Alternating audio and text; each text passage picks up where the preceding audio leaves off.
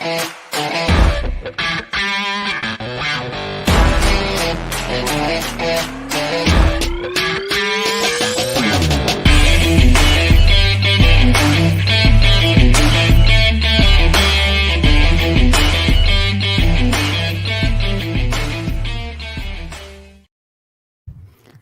friends. Welcome back to Live at the Roxy on this May 11th, Tuesday. It's Tipsy Tuesday. Who's going to the club? Look at what my hair looks like today, but it won't look like this for much longer because I am going to get my hair did today. I need to re-up it for some of my shoots. So I look like full-blown brunette right now. I'm not. All the blonde is back there. I just showered. So my hair is wet and back in a bun, and I'm going to get it done today. So you will be seeing a harder, better, faster, stronger blonde babe tomorrow on Live at the Roxy. But for today, a lot of stuff going on in the world of entertainment, which is usually more fun than just the world because we got some shitty ass things going on in the world. I never know what to do with these little pieces because I just got to get her to put them really blonde so that they don't end up looking like this because then it would just be blonde little wispies. I'm so excited. I'm so excited. She going blonder. She going blonder. That's not why you guys join the show. You join the show to talk about who the fuck knows, whatever comes up on the planet.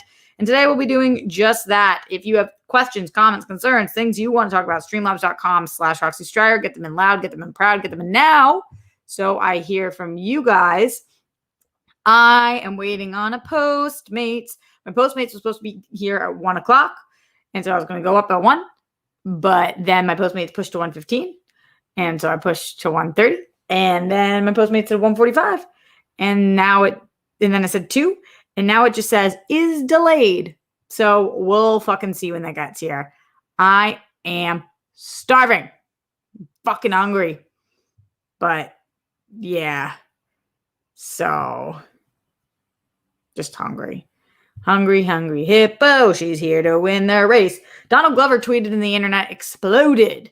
What am I talking about? In case you don't know, don't you worry. I will let you know what he tweeted. He doesn't tweet often, but when he does, the internet sure as hell hears him, and they have things to say. I'm trying to look for where this one is coming from. Where is this? Oh, wait, did I get it? Here it is. Ooh, she grabbed it. For those on audio who are like, what the fuck is she talking about? I'm still talking about my hair, of course. Dave Bautista thinks Marvel dropped the ball on Drax's great backstory. Interesting that actors do this. I have some thoughts on him coming out and talking about this, and some thoughts on if they actually did that. And the internet had thoughts on that again. And then also Knives Out had some casting. They had some casting go down, including Ed Norton, who's going to be joining Knives Out 2. So that we will talk about as well. And like I said, questions, comments, concerns, anything else going on, streamlabs.com/Roxy Stryer. As my amazing mod, Jake Yacovetta, the 1 year older, 1 year wiser, previous birthday boy, let us know. Let's start in the Streamlabs and see what it is you guys have in store for me today. I have a feeling that we start with Glenn Caesar, but who knows? Is that the truth? We will find out. No! The first Streamlabs actually came in yesterday. Interesting. Oh, it came in yesterday. I was like, why did it come in so early? Because it was East Coast time. It came in yesterday right after the show. Red Sands 1001 said, forgot to send this Sunday. I hope the trip back was smooth. Thank you, Red Sands. Appreciate you. The trip back was actually not so smooth. It was very bizarre. So last night, you guys know I flew from Logan, from Boston, back to LAX. And I was coming back because I have work to do over here. I wish I was able to stay longer, but I just wasn't. And so I had to get back last night and get back to work and life over here. And so I was on the plane. We got on the plane and we all load onto the plane where everybody's loaded, everybody's on the plane. And we hear this baby start screaming, crying. I mean, not normal baby crying, like screaming, crying. And it was like, okay, well, that's going to be what it is for the flight. As somebody who has several friends who just had newborn babies, I was like, I feel fucking bad for those parents. I bet they're freaking out, but whatever. Then We take off. We go to the runway. So we leave the gate. We exit the gate. We go to the runway. My flight was supposed to depart at 5:30. And so, yeah, we take off, to go to the runway. We go down the runway. We're told, they come through. They give us all the exit signs are here. Do this, seatbelt. They check our seatbelts. They check on everything. We're told we're about to take off. And then we just are sitting there, and we're sitting there. The baby is screaming, crying. And I was kind of like, Then the captain comes over the plane and says, excuse us, some passengers, it's an emergency. Some passengers need to exit the plane, or something along those lines. There's been an emergency. Some passengers need to be escorted off the plane. So I don't know what the fuck that means, but then I see about 6 passengers, including the baby, exit the plane. Now, the rest of the flight was kind of uneasy because during this time of, we're living in a post 9/11 world. So anytime somebody says that passengers need to be escorted off a plane or there's an emergency, obviously that's not a nice thing to hear when you're on a plane. B, during a time of COVID, there were mad theories, and then they never spoke about it again. No flight attendant spoke about it. The captain didn't speak about it. The people leave the plane. There's, like I said, there's like 6 people, including the baby, and they get off the plane, and it's never spoken of again. So all the passengers are kind of rumbling, talking to themselves, because then we have to go. Then they said we have to go back to refuel, and then after we refuel, then we have to wait for the next spot. So the plane ends up taking off like an hour and 45 minutes late, a little less than 2 hours late. We never know what went down. People were like, do you think that was a COVID scare? Did somebody on here have COVID? Which I definitely don't think it is, because if it was, I think they would have made everybody get off the plane, not just that passenger or those passengers. The whole thing was totally, totally bizarro, and it made for a very awkward, uneasy flight. It was about a 6.5 hour flight after that. So we had been on the plane for about 8.5 hours, almost, 8 hours, 20 minutes. It was a long fucking time on the plane, longer than that even, because the boarding time, like almost 9 hours on the plane. And it was just unfortunate and weird, and it did not make for a smooth flight. So for sure, I think people were uneasy after that. I'm a pretty great flyer, so I didn't really care. My neighbors kept tapping me. I put in my headphones and they kept tapping me, asking me questions. And I was like, I don't know. I don't know. They're like, is that yours on the ground? It was like a Hershey wrapper. I'm like, no, I don't know. Just like, there was just a weird fucking energy on the plane. So when we landed, I was just like, all right, let me get the fuck off this plane. Just keep moving forward, Rox. Just keep on moving forward. So that was my strange airline experience. And other than that, it was fine. Like I said, I'm a good flyer, so I didn't really mind what was going on, but people seemed really uncomfortable and uneasy. All that to say, thank you for asking about my flight. Appreciate you, Red Sands. That was the trip back. Glenn Caesar in the Streamlabs, streamlabs.com/Roxy Strider says, Miles Cosgrove, Brett Hankerson, Jonathan McEnley arrest the cops who killed Breonna Taylor, all 3 of them, for killing Breonna Taylor. Hope today is the day. Justice for all people who've lost their lives due to excessive force. # say their names. Absolutely, Glenn. Hello and good afternoon, Roxy, and all your nicknames. Great job hosting SEN Live today. The game was so fucking fun. As always, well wishes. And thanks for hanging out with us. Love to you, Grammy and Papa. Peace, bunnies, hugs, and good stuff to you and yours. Thanks, Glenn. I really appreciate that. Yeah, I work hard on those games. I wish that they performed better.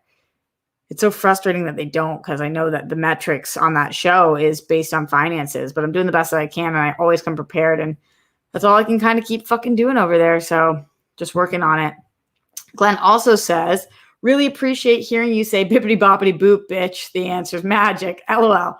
Yeah, well, the answer is magic. Also, I love the fact that you're always working to create special games for the SEN Live gang to play each week. It's why I think /say Roxy's best, Roxy #1. Thanks, Glenn. Be most excellent, RJ and Rockstars. Cheers to fuck yeah news, love, and laughter for us all. Each of our days, our weeks, our months, and even our years. Let's go, Smets and everyone fighting for today, tomorrow, more. Smash cancer all day, every day. RJ and everyone who shows up and gives their support whenever, however they can.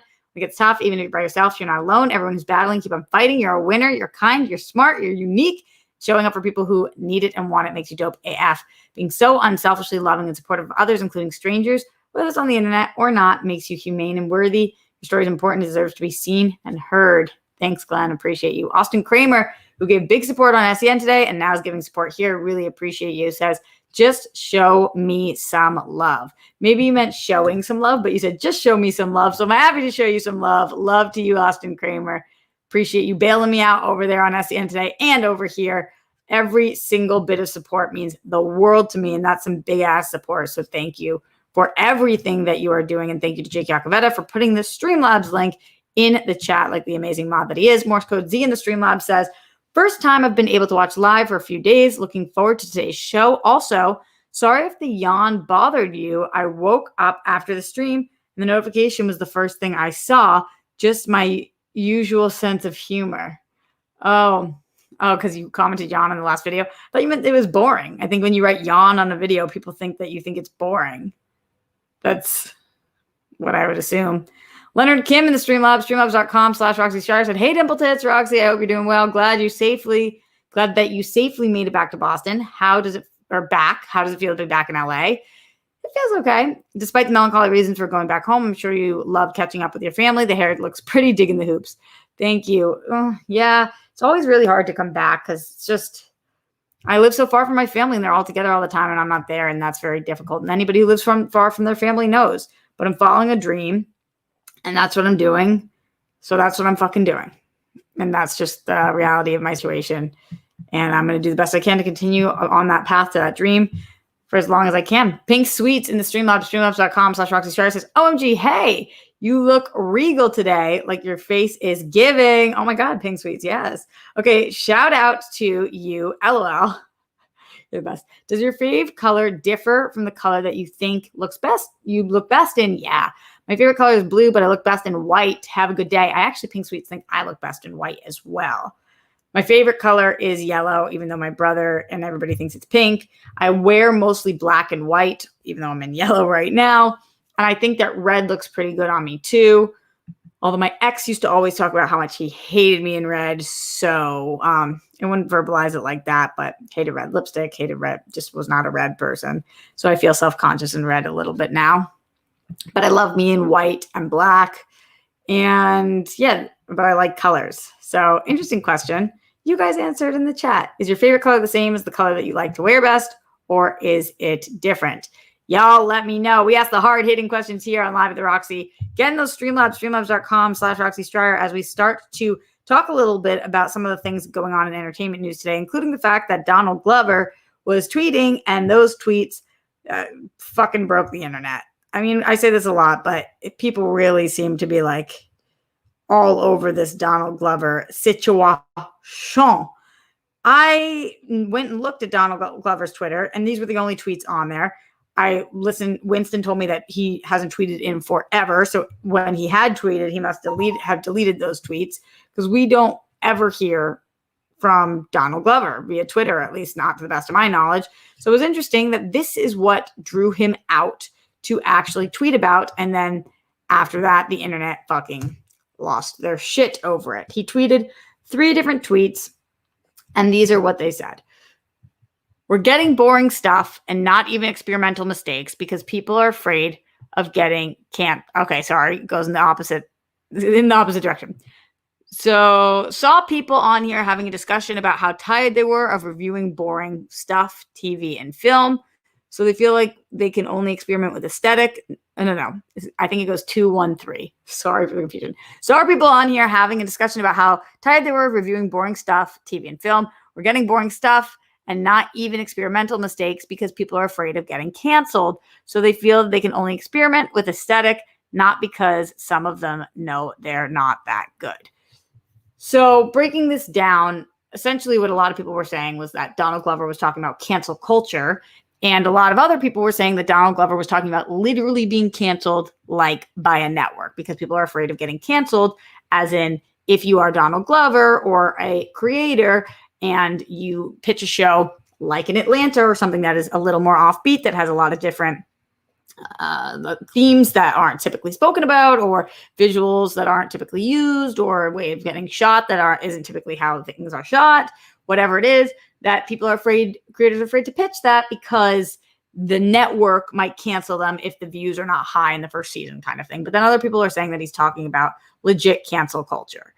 I think it's interesting that the internet was so up in arms about this. And a lot of people were saying that Donald Glover should be canceled for talking about this because that's not what's going on. I so don't feel fucking that way.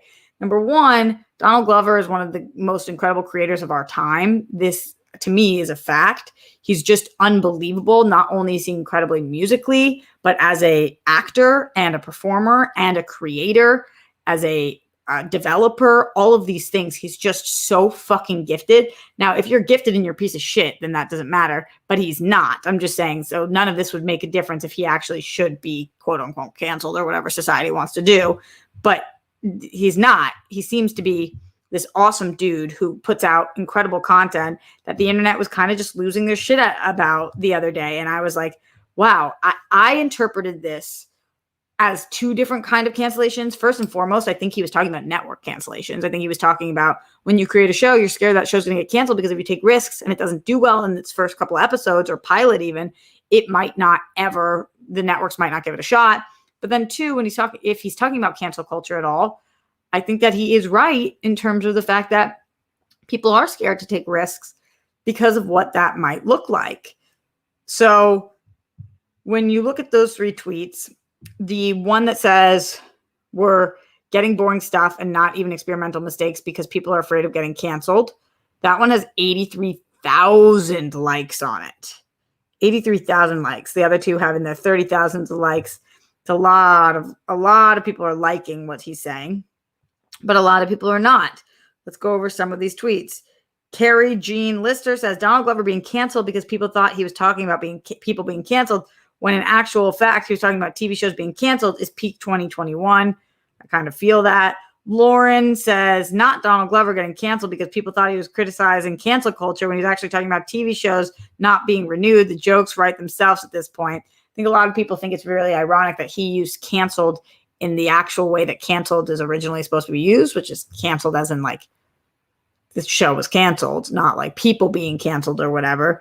And then that confused the internet so fucking much. Discussing Film said Donald Glover's trending after saying we're getting boring stuff and not experimental stuff because he believes creators are afraid of their TV shows being canceled by networks, so they don't take any risks. So they think that it's networks. Donald Gambino says Donald Glover is talking about shows literally getting canceled off of air and off of networks, not canceled by media. Please use your brains. Imani Gandhi says, I know everyone's trying to make jokes, but not knowing that Donald Glover is Childish Gambino is a serious problem that affects millions of families every day. There may be someone in your own house who doesn't know and who is too afraid to speak out. We need unity. I don't know. Donald Glover and Childish Gambino are the same person. I think everybody here knows that, but I don't know what she's talking about exactly there. Donald Glover getting cooked because y'all don't understand what he meant, says Keelan. Donald Dark says he's talking about movies and TV shows being canceled, but everyone's brain are so poisoned by Twitter, they're thinking about cancel culture. Yeah. So a lot of people seem to be having his back after people were thinking that he was talking about cancel culture. New York Post said Donald Glover fear of cancel culture is creating boring TV. So the New York Post interpreted it that way. How do you guys interpret this? Do you think that he is talking about cancel culture? Do you think he's talking about TV shows literally being canceled? Do you think it was a little bit of both? And for both interpretations, how do you feel about what he's actually saying? New York Post put out an article that says, by Hannah Sparks, that says, where's all the good TV gone? That's what Donald Glover would like to know. The Atlanta creator hopped on Twitter late Tuesday night, a rare occurrence for the historically discreet star to join a conversation happening on social media about the state of screen business. His succinct hot take is currently being disputed. However, due to the confusion over his use of the word canceled, his reps did not respond to the post request for clarification. 37-year-old actor and director, also known as Childish Gambino in the music world, launched his career in Hollywood as a writer for the shows and Community and 30 Rock, two shows that you guys know I love, especially 30 Rock. He has since gone to produce his own series, the Emmy-winning show Atlanta, which is actually probably of all three of those my favorite. Also starring Lakeith and Brian Tyree Henry. We know this. But the biz ain't what it used to be, according to Glover. Then they say what he tweeted. And then they go on to say, many responded to Glover's proclamation with disdain for seeming to side with an increasingly popular point that cancel culture is out of control. As post-editorial columnist Matthew Hennessy has argued, and a source of anxiety for writers and artists who fear being called out or offending someone or a group. So Hollywood elites have nothing to complain about, so they just bitch about cancel culture. So if they aren't the most famous person in the world, as if they aren't the most famous person in the world, that's what one critic said, except that's not what Glover's talking about, according to some careful readers, this replies. So again, the debate continues, and some people are pissed at him, some people are not. Joseph Ashley in here says, I think it's both. Tiger says it's all on streaming. Yeah, but even streaming cancels a lot of things too. Redford says industry wants safe because audience can have a short attention, and taking risk could have them losing money. Their conservative filmmaking makes sense. Financially, maybe, but also some of the riskiest films are the most financially rewarding ones as well. I agree and disagree, says Thunder God. It's tougher to have content last now. That being said, there's also a multitude of great shows that people rarely ever highlight. Yeah, that's true, because there's just so much content out there. What do you guys think? Streamlabs.com/Roxy Stryer. How do you feel about this debate, and what is it that you think that Donald Glover was actually trying to say? In the Streamlabs going into it, Paul 3JP says, fam, if you're not covered in red, looking like a female Bostonian Elmo tomorrow, I will SMH. Covered in red, looking like a female Bostonian Elmo. Wear all the red you want. Oh, because you're talking about, thank you. Objectively speaking, he was wrong. Enjoy the rest of your Tuesday. Also, Atlanta is fantastic. FX should get more respect. I agree. FX is my favorite. And thank you, Apollo, for the kind words. Apollo also says, Twitter isn't real life. That being said, Glover isn't wrong. Cancel culture hinders. So you think he's talking about cancel culture. Creativity with fear. I literally see it every day. People can argue about artistic limitations, but I personally think stand-up should be given the freedom to go there. Depends on where there is. Ryan Payne in the Streamlabs says the fact that the tweet with the word canceled got the most tweets is proof that people are only focusing on what they want to hear or read. Come on, y'all. Get your head out of your asses and hand out of your pants when you're on your iPhone. Your hand out of your pants. Oy vey, Ryan Payne. Oy vey. Hitman Hudson, the Streamlabs, streamlabs.com/Roxy Stryer says, he's talking about network cancellation, in my opinion. And even though cancel culture is like at least 90% consequence culture, in my view, I agree, Roxy. I think people are afraid. Whether that fear is legitimate is another discussion. I think that, what does Winston call it? Accountability culture, which I think is really important, to be accountable and to not just be able to work if you're a living piece of shit.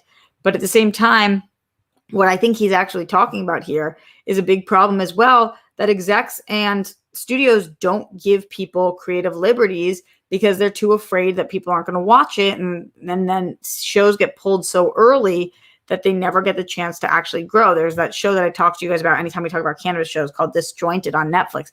And it just didn't get the audience. And I think that it was having such a hard time because they don't want to put the kind of press behind shows like that because they think they might be a wash, because that was so hippy dippy trippy and nothing like that had been done before. So a lot of these really creative shows don't get the love and recognition by the studios that are picking them up, and therefore they end up getting canceled because people don't want to double down and put money behind things that aren't a surefire thing, when in fact nothing is a surefire thing. So definitely this is why we continue to just see reboot after reboot and remake after remake, because they want to take proven entities. They want to take things that have built-in audiences, and they don't want to take risks, which is why things get literally canceled. And in terms of cancel culture, yeah, I do think that people are worried about this. We saw what happened with the sketch from Saturday Night Live this weekend that Michael Che did that people were really upset about. Winston on SCN this morning said that he actually thought it was funny. I have to be honest with you guys, I actually fucking thought it was funny too. I guess it's not mine to approve of, but as I was looking at it, I was like, wow, people are really upset about this. And I was looking at Twitter and people were really upset. And I don't know, I just thought it was funny. And then Michael Che responded and was like, all right, so it flopped. I certainly meant no offense. And that I kind of get. But there's a difference between cancel culture over somebody making a joke and it not going particularly well, which happens like to Pete Davidson all the time, where he makes jokes that are inappropriate and then we bring him back or whatever, and somebody literally sexually assaulting somebody. Those are two completely different things. I mean, there's got to be a different way to call those things. If they're both under cancel culture, how can that be? So one of those things is illegal and is rape, and one of those things is making a joke that just doesn't fucking land. So, yeah, and I think that that's on both sides of all sides of the aisle. People make jokes that don't land, and that's got to be treated differently than somebody who assaults somebody or harasses somebody, because those are two very different things. And so I think that if you are scared to write things into your show, that is not what people should be as afraid of, because networks should give those things a shot. What people should be afraid of is assaulting people or being sexist or racist or homophobic. That you should be afraid of, because that should get you more canceled than writing a bad joke. So that is how I feel. What do you guys think about that? Streamlabs.com/Roxy Stryer. Would love to hear from all of you guys, including you, Paul through JP in the Streamlabs, who said, you just said you love 30 Rock. Me too. But this culture is now going after Tina Fey over episodes of 30 Rock. It's the snake eating its own tail. Are you talking about, wasn't there a blackface episode of 30 Rock? Because that's, shouldn't have happened. And I don't think, and it's not like Tina Fey is getting canceled, but people are holding her accountable. And it's not this culture is going after her. I think people should be held accountable. And I've done things in my past that I've been held accountable for. And if you're legitimately sorry and you're legitimately growing, that's all it takes. You just have to be willing to change and grow and learn and move forward. When you haven't done anything horrifically wrong, if you've made mistakes, we've all made mistakes, we fucking apologize. Once we understand what we did wrong, we apologize and we don't do it again. That's the whole fucking point. I don't remember if it was blackface, or I think it was like there was a blackface episode or something. I could be wrong. I think it got deleted or eliminated from the streaming program. Does anybody, Paul, let me know if that's what you're talking about. And anybody else, please chime into the conversation. Streamlabs.com/Roxy Stryer. What did you think about Donald Glover's tweets? What did he mean? And what do you think, based on if he meant one thing, what that actually looks like? As you guys get in your questions, comments, and concerns about that or anything else going on in your life, I will talk a little bit about this next story, which is Dave Bautista thinking that Marvel dropped the ball on Drax's great backstory. This was pretty fascinating because Dave Bautista did not need to do this, and he did. And I really want to get to the bottom of why. It was also announced that he was joining the cast of Knives Out 2, which we'll talk about in a little bit. But he said that he thought that Marvel Studios dropped the ball on Drax's great backstory, and that Drax gets his ass kicked more than any other Marvel villain. The whole Destroyer thing, they just threw out the window. This is via Collider, which I thought was rather interesting that he decided to come out and say this. This is exactly what he said to Collider. And by the way, this article is written by Vinny Mancuso, so shout out to Vinny. And this is what he said. That role changed the trajectory of my life. It's always going to be special to me. Now that I'm 4 films in, I really wish that they would have invested more in Drax personally, because I think Drax has more of a story to tell. I think Drax has a really interesting backstory, which they dropped the ball on. That's no dig on Marvel. They had their slate. I know what they're focused on. That's what they had slated out. But man, I think they really missed the ball on Drax. He was such a great backstory. Selfishly, as a performer, that would have given me the opportunity to show different sides of Drax, emotionally and physically as well. Because if you notice, Drax, although he looks like a badass, you look at him and he looks terrifying, but Drax gets his ass kicked more than any other Marvel character. The whole Destroyer thing, they just threw out the window. People just fell so in love with the comedic side of Drax, they tapped into that. Then they tapped into it more, but they really dug a hole into it. But we missed a huge boat on that character, and I don't think I'll ever come back around, but I'm really just looking forward to finishing out this whole journey. Interesting. So a few things here. Number one, as an actress, obviously not on his level, but as a performer and somebody who came up, I've been doing shows since I was 3 years old. It is really, really hard to look at a story, if you are a character in that story, and to look at a story and not feel like you want more of you. Because it is your job as an actor to find the realness in a character, to highlight all of the similarities that Roxy and this character have and minimize all of the differences, and to embody and exhibit this character. So we all always want backstory, bigger arcs, redemptions. Uh, we want to understand their familial life, their upbringing. We want to understand who are their love interests and what are their desires and their wants. When you break down a character and you really want to get into that character, these are all things that you are dying to know. And so over the years, Batista's fallen in love with this character he's had to embody over and over again. But it's not just a character in a script, it's a character who has tons of backstory because we are talking about a comic book character. And with these comic book characters, you know more about your character than we see on screen because there are years and years of character development that we don't get to see. And so he's reading stuff about the rivalry with Thanos and his upbringing and things that he's like, wow, those would make incredible stories. And then wondering why they're not included. But then he also acknowledges they had some other shit to do. And the tone that they decided to go in here was not tragic. It was not a tone of solemnness or of revenge in a way that it was like angsty and aggressive. This movie was fun and it was light. And I'm talking about the Guardians movies. They were fun and they were light and they were cheery. And he was the comedic relief over and over again.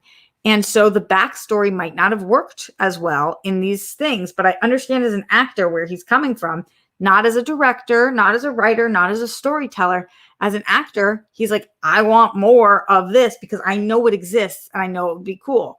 Now, I do think some backstory on Drax would be really sick, but I don't think that the backstory on Drax matches anymore at all the portrayal of what we got of Drax, which is he's fucking funny. He's the comedic relief. That's what he is. And so, it sometimes sucks when your character, they don't do what you want, what you know your character is capable of, because we all want the biggest, baddest characters of the bunch.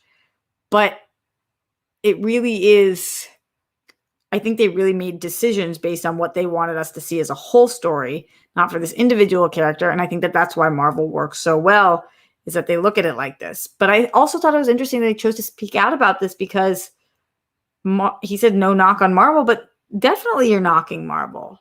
You're definitely knocking Marvel. So I'm curious why he decided to say this now, what he's hoping happens from this, whether it was a slip or intentional, or what he's kind of angling for here. So let me know what you guys think. Do you agree with Batista that they should have had more? And the internet seemed to agree that they wish that they had more Drax backstory based on the people being comic book readers.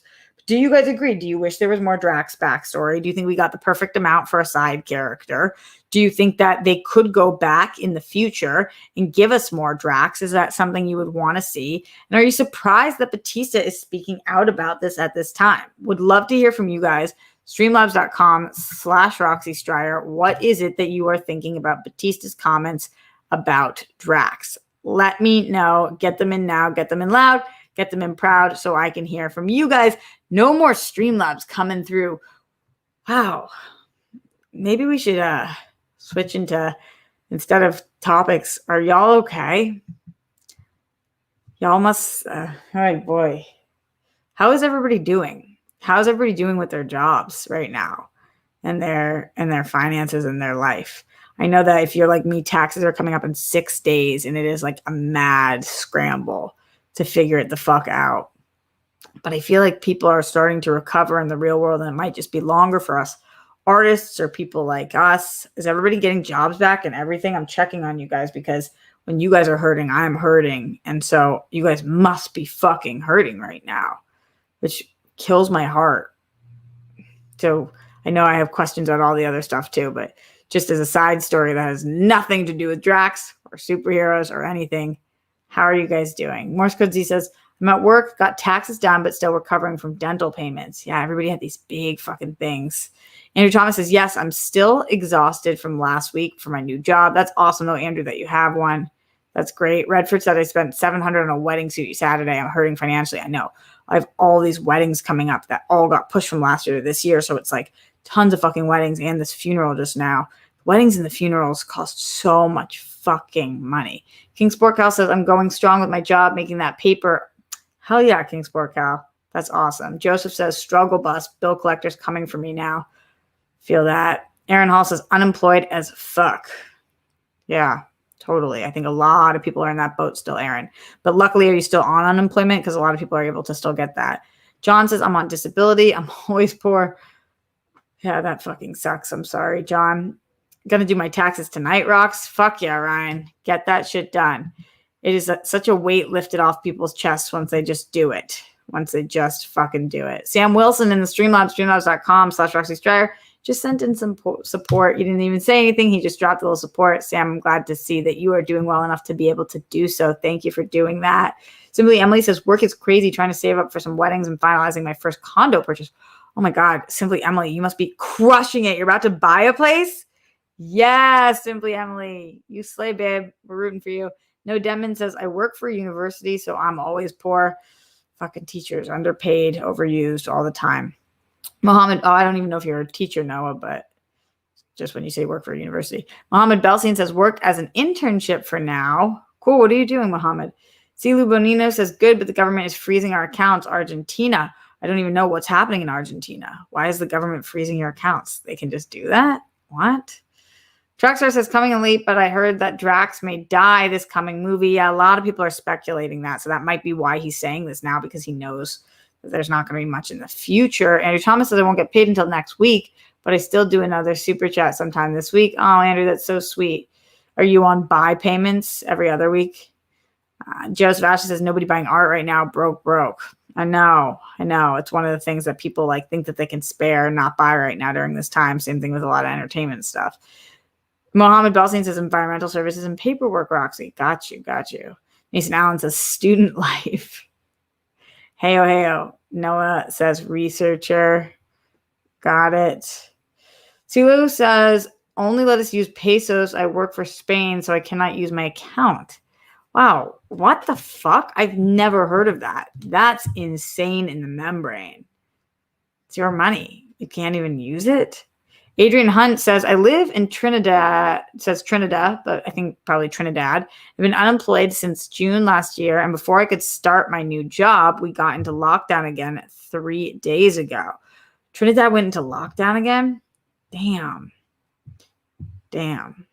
Where the fuck is my food?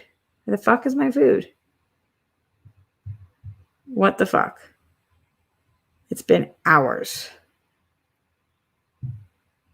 Should we try to call again? No, I'm just going to try. We'll try to call while we're here. Parents are from Trinidad and Tobago. Growing up, we had a woman living with us, like I guess like an au pair kind of thing. And Deanne, and she was from Trinidad and Tobago. And she used to make this thing called roti, which is so fucking yummy. Look, they just haven't been picking up. I am so hungry. We're going to have to get off here in a few minutes anyway, so I will hang up and deal with that later. I'll deal with it fucking later. All right. If I was still working for Postmates, Roxy, you would have gotten yours already. Thanks, Ryan. Roti is amazing. Yeah, it really is, Redford. It really fucking is. Well, some of you guys are doing okay, and I'm really happy for those of you guys who are. For those of you guys who are not, I fucking feel for you, and I'm sorry, my friends. Paul3JP in the Streamlab says, fam, I did my taxes and owed quite a bit to Uncle Sam. Paid it in April, but got a spending ticket the next day. LOL. Oh, speeding ticket the next day. LOL. Damn. Even still, can't complain. Tell Steph I said hi. I will, Apollo. Wow, speeding ticket. That sucks. Slow down. You're moving too fast. Gotta make the moment last. Knives Out. Dave Bautista was cast. He was cast yesterday, which they've been doing some big ass casting recently because I don't know. I feel like all I'm hearing about is Knives Out. Dave Bautista yesterday. Ed Norton was cast today. And we already know that Daniel Craig was cast. So this is kind of, I don't know, Ryan Johnson doing Knives Out 2 with Ed Norton and Dave Bautista and Daniel Craig. And I feel like we had more casting than that even. I really liked the first one. I have a feeling I'm really going to like the second one. There's nothing about it that makes me feel like, uh-oh, is this not going to be any good? Craig was great previously. Him coming back gets people into it. Deadline first reported in March that Netflix was closing the deal north of $400 million for the next 2 installments. Wow. Listen, that's huge. Netflix has no commitment. Has no comment on Norton on the casting. Okay. Well, to me, Ed Norton is a phenomenal actor. We've all heard stories about him being interesting to work with, but as a performer, he certainly elevates the projects he's a part of. So, hey, I'm very, very into it. This is the most classic Andrew Thomas comment I've ever heard. So classic. I want hot Ana de Armas back. Ana de Armas is so hot, and that is so typical you, Andrew. I love that. Castle Royale Girls and Knives Out 3s, I'm fucking with you, homie. That would be the shit. In the Streamlabs, streamlabs.com/Roxy Stryer. Mark Jason Ali with that big ass support. Yes, Mark. Hi, Roxy. I'm doing okay. I'm in the entertainment industry, so the same boat as you in terms of self-employment, freelancer. More restrictions are lifting in London. Damn, are you the same way where you have to pay all your taxes at once, Mark? And is that fucking killing you? I don't even know how it works over there. More restrictions are lifting there. That's great, though. Things are coming back. They're coming back. Tommy Tom in the Streamlabs, streamlabs.com/Roxy Stryer says, thank you, Roxy, throwing a little support your way. Hey, a little goes a long way, Tommy Tom. You are awesome, and I really appreciate that support. It means the world to me. Anything in the Streamlabs, the super chats, every like, every comment, everything that you guys do, it's fucking great. And I really appreciate you all because of all the reasons that I've said so far. Like, what? Just who knows? Can't wait to go badder, better, blonder, faster. And I'm doing that right meow. So I'm getting out of here, my friends. Wish me absolute luck with the hair for all my shoots and everything that's coming up. I actually don't even know what's coming up, but you put that good energy out into the world, and so the world will receive it. If you have any other last minute questions, comments, concerns, streamlabs.com/Roxy Stryer, super chat in. I would love to hear from you guys. At the very least, make sure you are subscribed. Like this video if you have not already. We currently have, let's see how many likes we have on this video right now. We have 61 thumbs up. Oh, we can do so much better than that. Where the fuck are my rock stars? Where are you at, people? Leave a comment after the fact. Let me know if there's anything you want me to talk about on tomorrow's episode of Live at the Roxy. I will be live tomorrow at 1 p.m. And then I'll be live for the World Girls. We're doing an AMA tomorrow night. We know that's always your guys' favorite because we love getting them in and hearing all from you guys. I'll be talking about here whatever the fuck comes out in the news. You guys are the absolute best. Shout out to everybody who joined us today. Morse Code Z, Robert Turner, Zeno Auer, Andrew Thomas, Mohammed Belsin, John Bainbridge, Joseph Ashley, Silu Bonino, Evan Hooker, John Perillo, Adrian Hunt, Level 2 Trading, Jake Robles, scrolling. Come on, keep scrolling. Redford Reddington, Ryan Payne, Sam Wilson, Jake Yakavetta, Mason Allen, Noah Denman, Joseph Ashley, Track Stars, Simply Emily, King Sport Cal, Glenn Caesar, Robert Turner, Mark Jason Ali, Pink Sweets. Y'all are the best. Don't forget, put down your toilet seat. We don't want those plumes. Make your bed if you haven't already. Hopefully you did. Sally Mercedes, Chris Martinez. Don't remember the Holocaust. Never cool, especially not during Jewish Heritage Month, which I haven't done anything about yet. So definitely plan on doing that. Something about that this month. Even though what the fuck is happening in Israel and Palestine is such a mess, but Israel does not. Jews and Israel are two different things. I keep trying to fucking tell people this. Sorry for my little end of the tangent here. Matt Munoz, Mason Allen, all of you guys in here. Brett Miles, Jonathan, Arestlakovsky, Brianna Taylor, all three of them for killing Brianna Taylor. Blow on your internet if you haven't already. You got to check that shit out. Much love to you all, and I will see you tomorrow live at the Roxy, or probably on Instagram later, so y'all can see that hair. What?